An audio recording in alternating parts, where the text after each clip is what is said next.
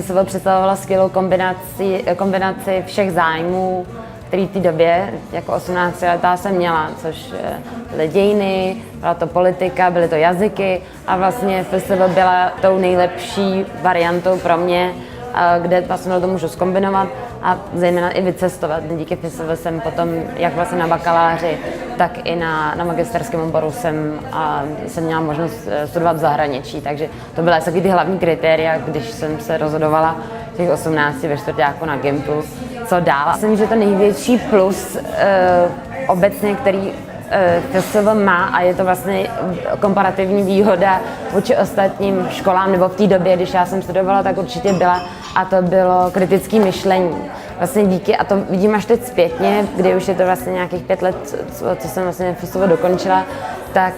to, že jsme byli neustále podrobovaní neustálým otázkám ze strany jak svých vlastně spolužáků, tak i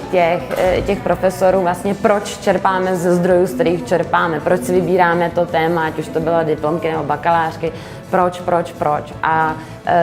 vlastně já jsem měla teda i štěstí na Gimplu, že jsem měla skvělý profesorský sbor i tam, ale vlastně to FSV to ještě jakoby dál podnítilo. A vlastně v dnešní době, protože pracuji v business developmentu, kde uzavírám partnerství, tak to je vlastně jedna z nejdůležitějších jako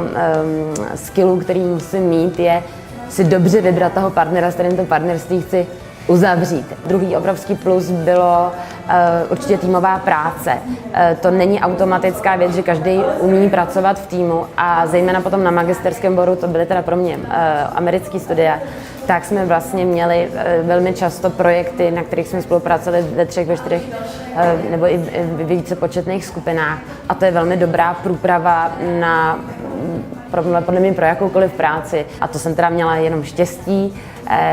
že jsem potkala spoustu inspirativních lidí a vzniklo v tom mým ročníku spousta skvělých projektů a tak toho si velmi vážím, že jsem měla tu čest poznat skvělý lidi okolo sebe.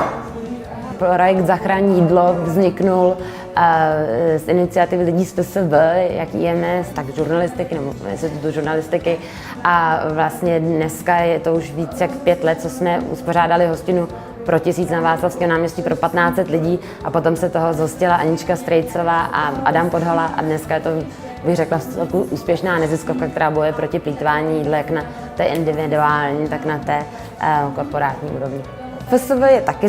za tu mou kariéru do jisté míry zodpovědná, protože já jsem na bakaláři vycestovala do Nebrasky s Robíčkovou nadací na rok studovat a díky Robíčkově nadaci já jsem poznala slečnu Petru, která mě o pár let později zavolala, protože v té době pracovala v Tech Squareu, což je takový startup hub tady v Praze a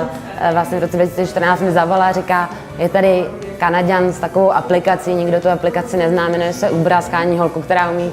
která umí zařídit skoro všechno. Nechceš to zkusit? Takže vlastně nepřímo i FSV bych řekla, že je zodpovědná za to, že jsem se do Nebrasky vydala, že jsem se seznámila s Robíčkovou nadací, že jsem se díky tomu seznámila i s touhletou Petrou, která myslím, že byla z ekonomky nebo že vystudovala ekonomku původně. Takže díky jí a díky FSV jsem získala práci v Uberu. Momentálně žiju v Amsterdamu, protože centrála nebo evropská centrála Uberu je v Amsterdamu a co tam dělám, tak už přes rok dělám v týmu, který dělá business development a kde uzavíráme